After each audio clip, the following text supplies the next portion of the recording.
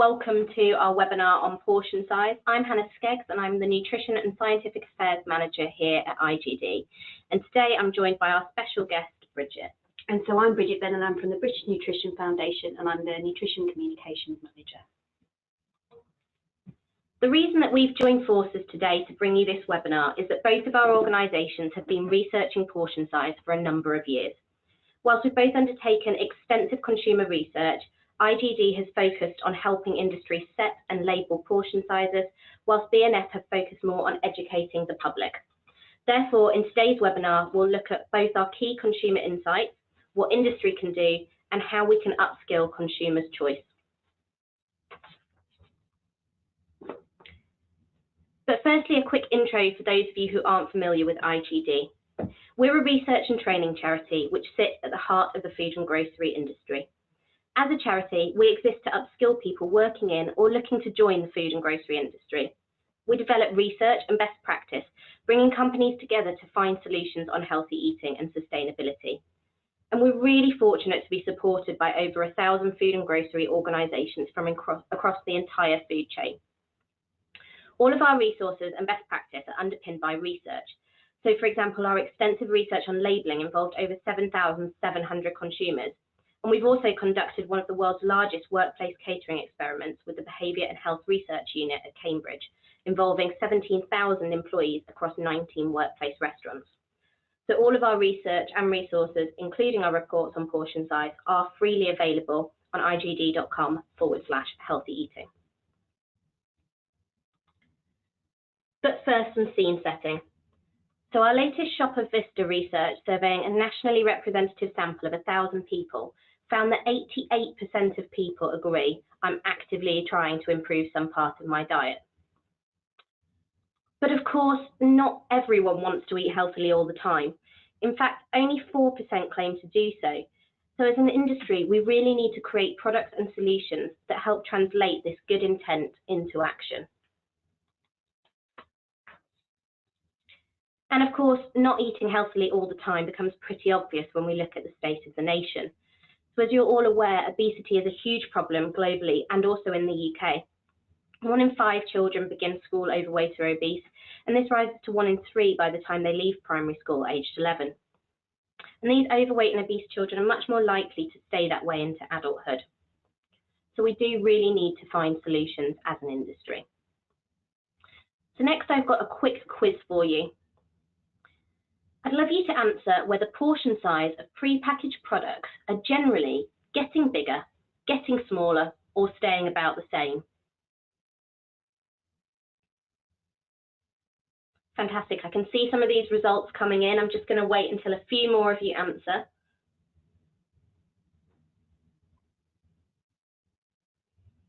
This is very interesting. So Hannah's going to share this with you now. And what you can see is that just around half of you are thinking that most products tend to be getting smaller. And that's probably not surprising. Most of you will be very familiar with this image of our Quality Street boxes. Every Christmas, I don't know about you, but I really feel like I'm being cheated out of my Quality Street, especially when my dad had some of the old boxes at home. But actually, these are products that we eat very occasionally, whereas our day-to-day products tend to be getting bigger. A report by the British Heart Foundation found that actually between 1990 and 2019, the portion size on average of a pizza has increased from around 200 grams to around 305 grams, which is a 50% increase. This is, of course, coupled with us leading more sedentary lives, so we're eating more calories and generally burning less calories too. So towards the end of last year, there was an independent report published by former Chief Medical Officer, Professor Dame Sally Davis. And in her report, she called for action across industry and the public sector to help the government reach its target of halving childhood obesity by 2030. And what's interesting here is that portion size was a major focus of this report, highlighting the need for smaller portions, better labelling, and also consumer education.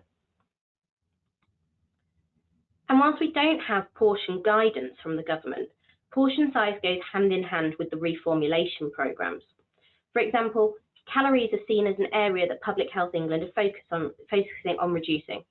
And whilst we know that the ambition is to reduce calories by 20%, we don't yet have actual category targets, so we are expecting these imminently. And whilst a reduction in calories could come from reformulation, in many cases a calorie reduction will need to be generated by a portion reduction. This is to maintain taste and also because many of these products will have already been reformulated. So what do consumers think of this? Well, actually, 79% of people agree, I'm happy if products are changed to make them healthier, provided they're still as tasty. And that is a huge caveat. What it tells us is that whilst people want help from industry to be healthier, taste is absolutely key. And generally the easiest way to preserve taste is to preserve your recipe, therefore making portion sizes smaller.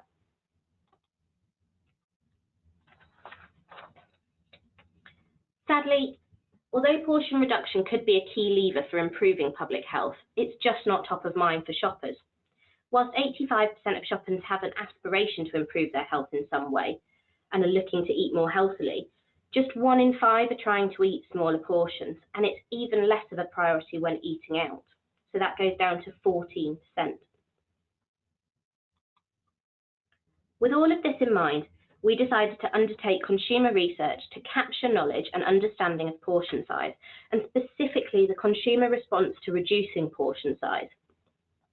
We started our research with a very broad lens, and then chose to focus specifically on 6 food categories that feature in the Public Health England reformulation targets, to see whether a portion size reduction could be acceptable for consumers here. The research was qualitative, and participants began by capturing food diaries. We then used focus groups and half-day ethnographies to gain deeper insight. For those of you who haven't come across ethnographies before, they're essentially consumer stalking, but with permission. So what did we find?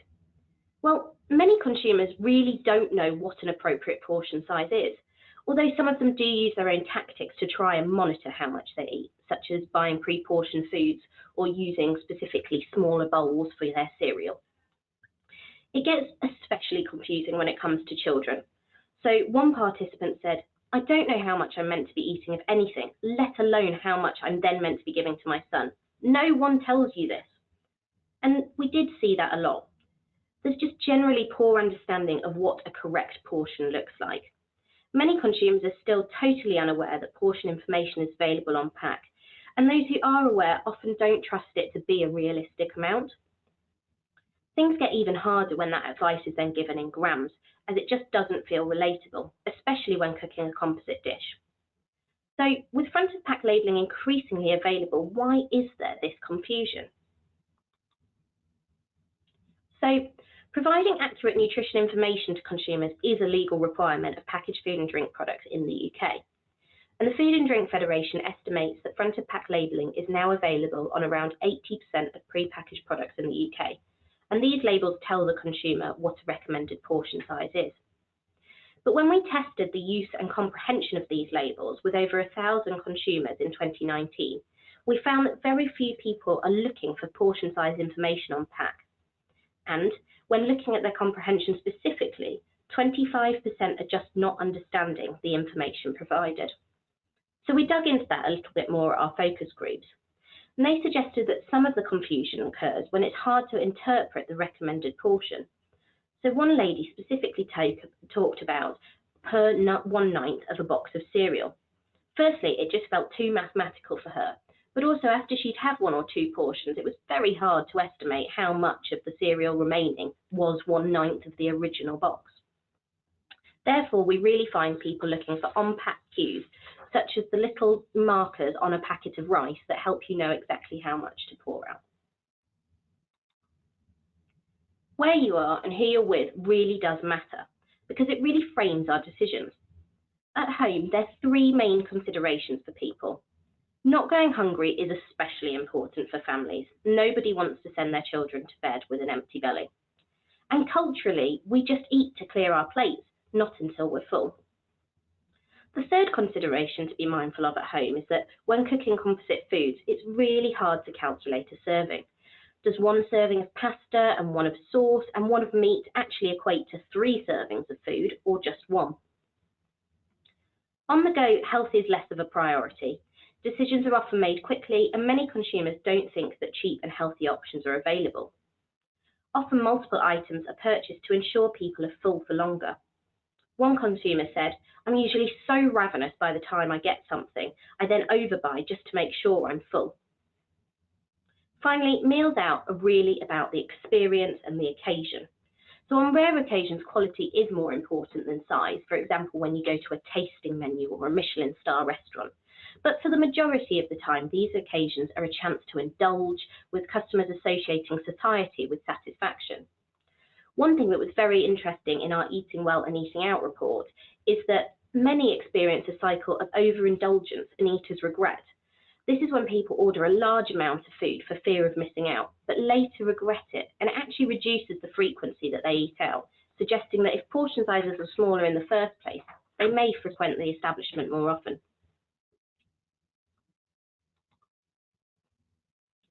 A setting that we've done extensive quantitative research in is workplace restaurants. IGD partnered with world-renowned experts from the Behaviour and Research Unit at the University of Cambridge to prove how simple changes can encourage healthier food choices at work. As I previously mentioned, the experiments involved over 17,000 people at 19 workplace restaurants between 2016 and 18, and our research looked at the impact of 3 choice architecture interventions, so changing the portion size, changing the availability of food products, and adding calorie labelling to products. And we looked at how those 3 things impacted on the calories purchased in workplace restaurants.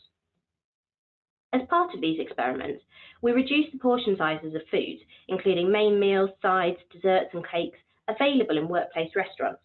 And we found that a portion size reduction of around 8 to 10% generally went unnoticed or wasn't an issue for consumers. This is a huge opportunity, as around a third of calories eaten throughout the day are consumed in the workplace. So, bearing in mind that shopper perception may not align with public health advice, what did our consumers think about portion reduction in specific categories?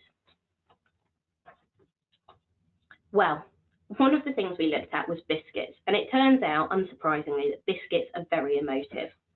There are 4 main things to note here. So firstly, consumers do not want the recipe of their favourite biscuits to change. They already know they're a treat and they know they're not very healthy. That being said, if taste stayed exactly the same, they may be open to reformulation. They just don't want to know about it. However, we know that the reality is that's very technically challenging for biscuit manufacturers, so it's good to know that actually a reduction in both the circumference of biscuits and the length of pack is acceptable to most people, and it still feels like a treat. So this means not only would the size of your digestive get a little bit smaller, but the package length would be reduced, maybe meaning there are 2 less biscuits per pack. It is important to be aware of numbers though. For a single portion, most still prefer 2 small biscuits over 1 large, and this is to do with the trips to mouth. So the more times your hand moves from the plate to your mouth, the more full you feel. People would prefer the size of an item to reduce rather than the number that's being consumed. But it's not on the same on scale. So for a sharing pack of digestives, a shorter pack with 2 to 3 fewer biscuits is really unlikely to be noticed. We also was talking about packaging cues. So our group suggested resealable packaging could be used to prevent customers overeating large amounts of a multi-pack in one sitting. And we're already seeing this applied to many confectionery brands. Alternatively, pre-portioning into servings of 2 biscuits stops a whole packet being eaten once opened, and we know that people are trying these interventions already. Finally, with biscuits, it's important to be consistent. There really is a scope to reduce on-the-go biscuits and cookies, which actually, after comparison to in-home options, felt unnecessarily large to consumers. So can industry reduce this size discrepancy? Pizza is another interesting one. So actually most people are accepting of reducing pizza circumference by about 5%. This is really great and could lower your calories by a similar amount, but it's not going to deliver the 20% reduction in calories that the government are calling out for. We found that there's potential to reduce the size of a pizza even further if you also reshape the pizza. So by elongating the shape into an oval, we found that reduction isn't so apparent, and people often associate this with a more premium pizza. But again, it's important to be consistent. Consumers would like portion sizes to be more consistent to avoid confusion and overconsumption, and that's especially the case between in-home and out-of-home portions. For example, in a restaurant, you would never expect to eat half a pizza, but many supermarket brands are recommending that at home. We also looked at pre-prepared meals. Pre-prepared meals include items like ready meals and curries. This was the biggest opportunity we identified in our research, as a reduction of around 12% went unnoticed and felt acceptable. This is an area where product formulation may also be an option to consider, as well as portion size reduction, as consumers wanted us to consider each component individually. Carbohydrates are really seen as the component to reduce here, as it's the less interesting part of a meal. Value for money and quality are priorities for shoppers and consumers, so do be aware that the protein element of a meal, whether it's a meat-based meal or even a vegetarian meal, is seen as the most expensive and most filling aspect. The last thing here is to not sell empty space. So if you're reducing the size of your product, it's really important to reduce packaging too, so that the consumer won't feel like they're missing out and they're just buying air. The final category I'm going to talk about today is crisps. We showed the group a variety of crisp packets because there's such a large assortment of sizes available on the market, and packets are often significantly larger when purchased as a single pack rather than a multi-pack. This is quite confusing for consumers, so one piece of advice is to offer less variety. Grab bags were suggested to be unnecessarily large, and locating these beside smaller packets is confusing, especially in the meal deal setting, as consumers will often pick the larger bag due to perceived value. When we were talking about meal deals, there was also talk that we could reduce the standard 32.5 gram meal deal bag to the typical multi-pack size, which is 25 grams, noticeably smaller. This has actually felt to be quite a good compromise and would still feel like a treat to the people in our focus groups. And as with ready meals, don't sell empty space. Consumers feel that packaging will need to reduce accordingly to prevent the sense of a half-empty bag or just purchasing air. So that is a whistle-stop tour of our insights. And we launched this with a variety of resources for you to go and look at freely on our website.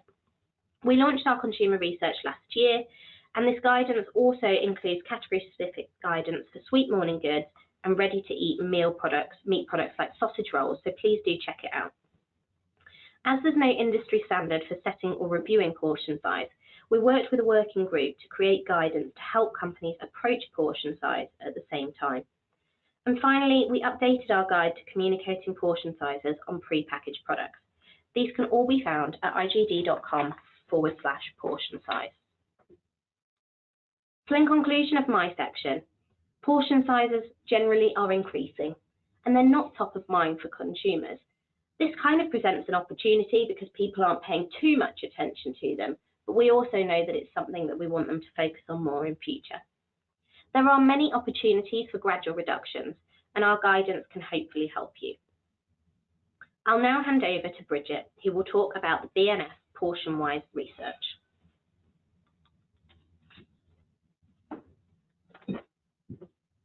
So thanks very much, Hannah. And thank you very much for the opportunity to come and join the webinar today. It's a really fascinating topic, and I was part of the IGD working group on portion size and went along to observe one of the focus groups. Very, very interesting to see.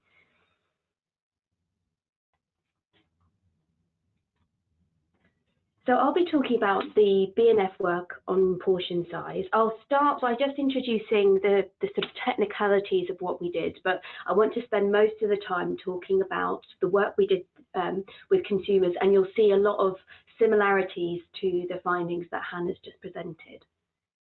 So the B&F project on portion size was focused on healthy adults, so it wasn't for anyone on special diets or specifically for weight loss or type 2 diabetes, although obviously we did have the issue that we have with obesity in mind.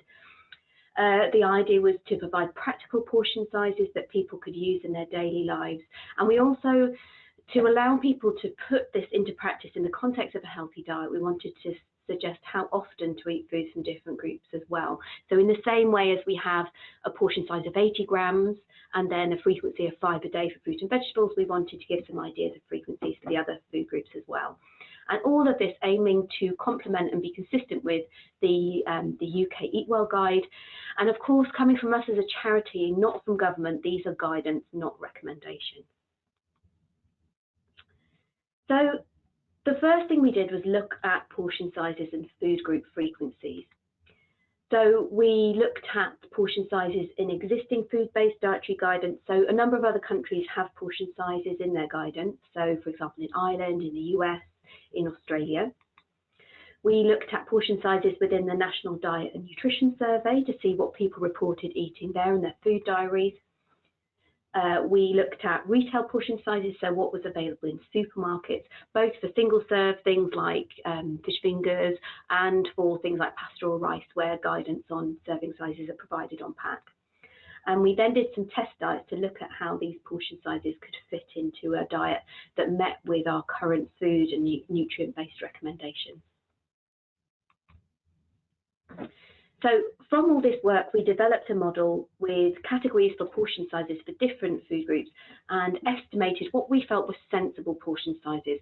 So for all of this, we had to find a balance between suggesting portion sizes that we felt were appropriate in terms of the quantity of food and the calories provided, but also something that was realistic. So there was no point in us suggesting portion sizes that were just so small that people were very unlikely to actually use them.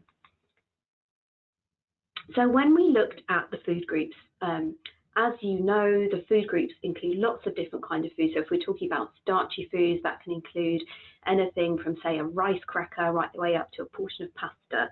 And what we found was that categorizing, trying to come up with a consistent single size of portion within a food group didn't really work. So for the starchy, carbohydrate and protein food groups, we looked at 3 different categories. So things that were less than 200 calories, this was usually lighter meals and breakfast, so things like sandwiches and breakfast cereals.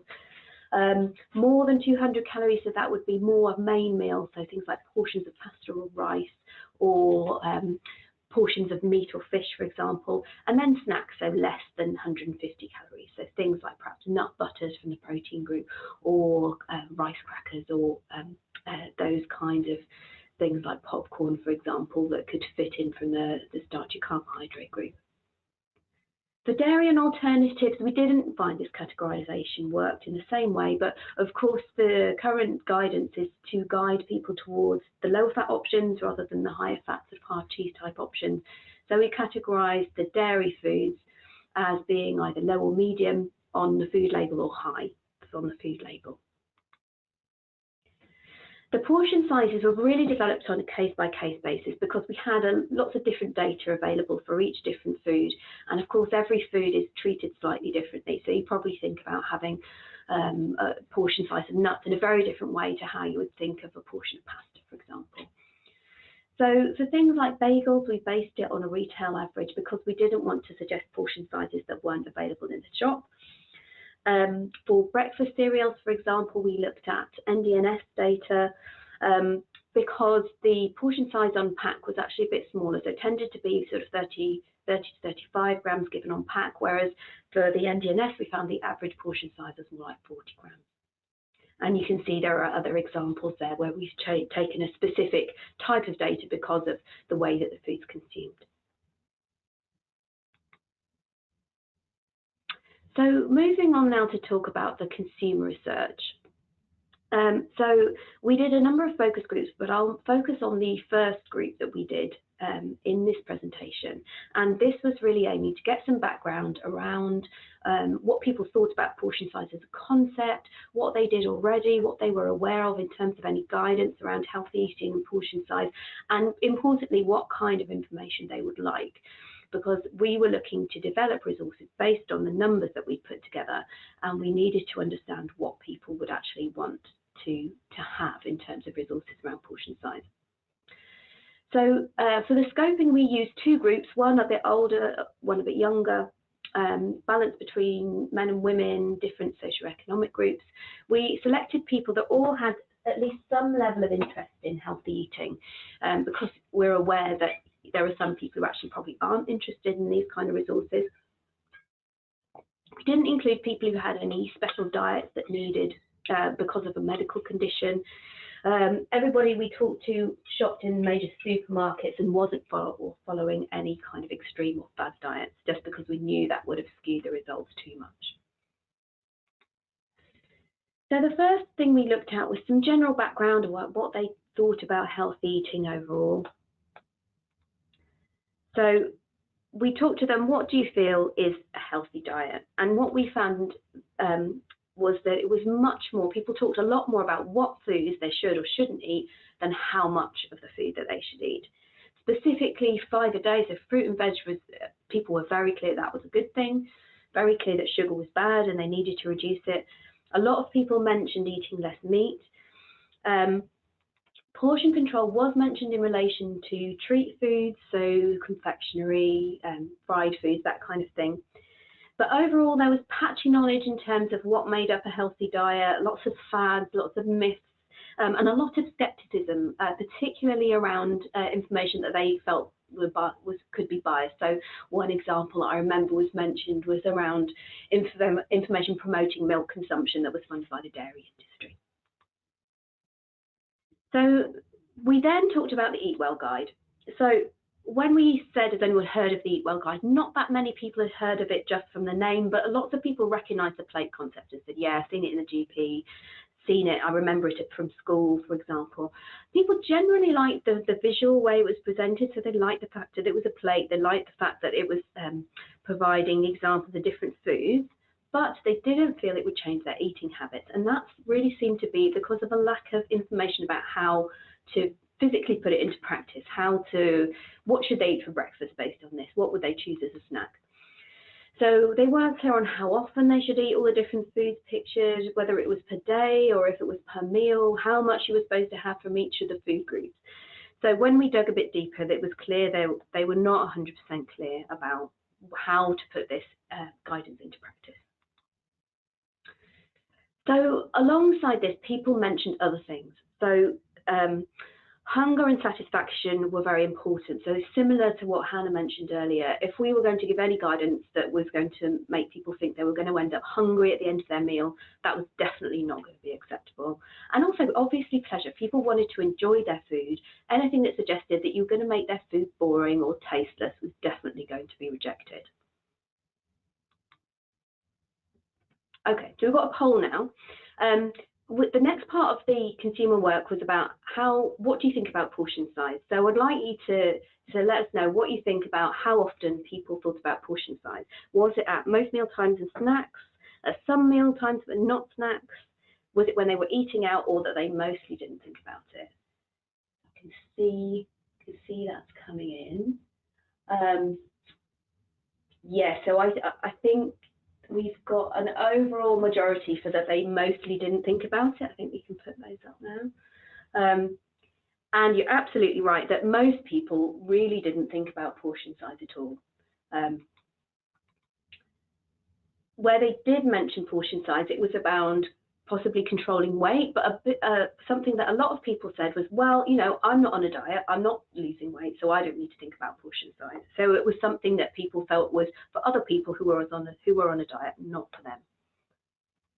They did think about it in avoiding feeling overfull. So in the same way that Hannah mentioned, the sort of the meal regret syndrome, that you've sort of ordered a massive portion and then you feel really uncomfortable. A lot of people mentioned that they didn't like feeling overfull and mentioned portion size in that respect. For some things, they felt that it gave them permission to eat the foods that they knew were unhealthy. So they knew they shouldn't be eating too much chocolate and cake, but they thought that if they had just had a little bit, that was all right. They were also concerned about reducing waste. So particularly when they were cooking, lots of people mentioned cooking too much and then, you know, not having too much food and either eating too much or throwing some of it away, which they were not happy with. So then we talked about, you know, how do you make your choices about portion size? And what we really found that it wasn't some sort of logical thing that people were measuring foods out and deciding what was an appropriate portion. It was much more ingrained and habitual. So lots of people mentioned their families. They said, well, you know, we used to get served this when I was a child. I sort of do the same sort of thing now. And they were also driven by how they felt, what was going on at the time. So if they were starving, they'd serve themselves a big portion. If their partner cooked for them, served them out a big portion, that's probably what they would eat. And then, as Hannah mentioned as well, if they were going out to eat, then that was a treat, and they certainly weren't going to waste a nice meal that they paid for. All in all, portion size not front of mind. And I have to say, we went away from this focus group feeling really quite perplexed about how we were going to put portion size guidance together when actually people weren't particularly thinking about it. In terms of portion size when people were shopping, in a lot of ways people saw the portions that were provided in retail foods as kind of guiding them as to what to eat. So particularly, say, for meat or fish, if a steak or a fillet of fish was given in a pack, that was the portion. They weren't just going to cut a bit off it because they thought it was too big. That was what they were going to eat. There were some complaints about how big pack sizes were or how much was included in a pack. But in the same way, as Hannah mentioned, they very much viewed serving size information with suspicion. And almost the comment suggested that it's quite a very tricky balance, because if portion sizes were suggested to be too small, then that was viewed with, well, you know, that's just not realistic, that you shouldn't put that on. And again, if it was too big, as far as they were concerned, then that was encouraging overconsumption. And there were very much issues around value for money versus portion size, so particularly with smaller portions, feeling that they were being slightly shortchanged when they were given smaller portions because they weren't equivalently less in terms of the cost. So the next thing we did was look at some resources. So we looked at the Eat Well guide, as we mentioned, but also some existing resources around portion size, which provided some guidance. And the ones you can see there are the one with hand is from Ireland, and we took another one from a magazine which had lots of different ways of measuring portion size. You can see things like tennis balls and floss packs and plates and so forth. So another poll. We asked people about whether they'd weigh out their food, and so do you think that they were highly likely, somewhat likely, unlikely, or very unlikely to actually weigh out their portion sizes when they were cooking or serving out foods? Let's see what you think. Yeah, well, there's a vast majority for very unlikely, and I can say you're absolutely right that everybody said not going to weigh out my food. They said that maybe if I'm doing a recipe or maybe if I'm baking, then I'll weigh, but otherwise, no, definitely not. So we then talked about, well, what other ways could we use for measuring portion size? So some of the things that were featured in the magazine, like computer mouses and smartphones, were not seen as helpful because those things can obviously vary in size. You can have very small or very big smartphones, for example. But both hands and spoons were seen as practical ways to measure portion size. Hands were particularly welcomed because people didn't like the idea that there was a one-size-fits-all to portion size. They said, well, you know, I'm me, I have a specific portion size. If there's someone way bigger than me or way smaller, then obviously they're not going to need the same portion size as me. Using hands was seen as going some way to recognising the variation between individual body size. Obviously, bigger people tend to have bigger hands and vice versa. So overall then, we took various conclusions from this. So portion size was definitely not welcomed as a headline message. So anything that sort of screamed, let's cut your portion size, was going to turn people off immediately. But people did see the value of portion size as part of putting a healthy diet into practice. So as I said, people liked the Eat Well guide to a certain extent, but they didn't understand how to put it into practice, and they could see that having a portion size from different food groups and how often to eat them was a way of doing that and putting that into practice. Definitely needs to be simple and fuss-free. So some of the designs that we initially put together had quite a lot of information on. So they had stuff about portion size, they had stuff about food labelling and hydration and all sorts of other things. Didn't like that at all. They wanted one simple message that they could take away and use themselves. balance was the key objective. So everybody reacted very positively to the idea of a balanced diet. It was the phrase that people put forward most often. It was something that everybody thought was a good idea. Individuality was also very important. People wanted to be recognised as an individual with individual needs and not to be told that this is a single portion size that everybody has to follow it. They just didn't feel that that was appropriate at all. So, following on from this, we did some designs, as I mentioned. We tested them out, and to cut a long story short, we came up with a series of resources anchored around Find Your Balance. So we did an A4 poster, which is the one that's pictured here. We did a short booklet and a full portion size list. So because of the popularity of the message around anchoring around balance as a message that was really welcomed by people, we anchored it around finding the balance between different foods and finding your own balance. We put together hand measures for portion size because we found that people really welcomed those. Now, that worked for some foods and not for others, so we couldn't come up with them for everything. Some things, obviously, you can't suggest that people measure something that they've just boiled with their hands, and other things are just a bit distasteful to measure with your hands. So obviously nobody wants to be picking up handfuls of raw mince, for example, but for some things it worked well. While people did want simple information, they then also wanted to have the detail there so that they could find the things they were interested in. So, for example, lots of people said, really struggle with cooking pasta and rice, always cook too much, it looks tiny in the pan, and then I put more in, I cook it, and then I end up with way too much.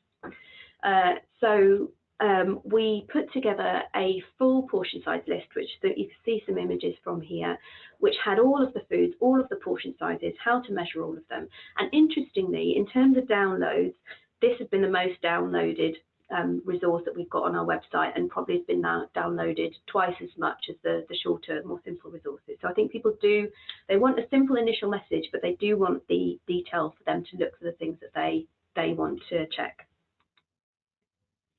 We had a bit of guidance on other food groups. So for fruit and vegetables, it was really about just eat more. You know, there are portion sizes, but you don't need to restrict yourself. We didn't put together specific portion sizes for unsaturated oils and spreads because that got quite tricky in terms of how you portion things out if you're cooking, for example, but we did give some examples. We did try out some quite detailed messaging around treats. So sort of suggesting different sizes that you could have at different frequencies across the week, but actually people didn't seem to want that. They said, similar to what Hannah's mentioned, yeah, I know these aren't good for me. I know I'm not supposed to eat loads of them. I want to have them sometimes, but I don't want you to tell me what to do.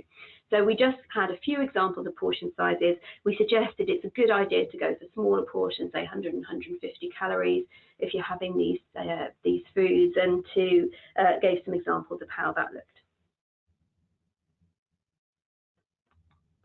So these came out just over a year ago now. So we launched them in January 2019, and we got some great coverage. We were really pleased. We were talking about it in lots of media outlets and seemed to be lots of interest. And we're still getting lots of downloads. So we had about 25,000 downloads on the day, and it's up to around 70,000 now. So I do think it's an area of great interest. It's something that people are looking for to a certain extent, but they definitely don't want shoved down their throat in terms of having prescriptive information. So we're really keen to do more on this topic, and we're looking to do some evaluation work later this year to test out how well these are working and to see if they need any updates. So that's it from me. I'd really like to thank Bridget for joining us today. It's been absolutely wonderful to have you in our webinar booth. Thank you very much.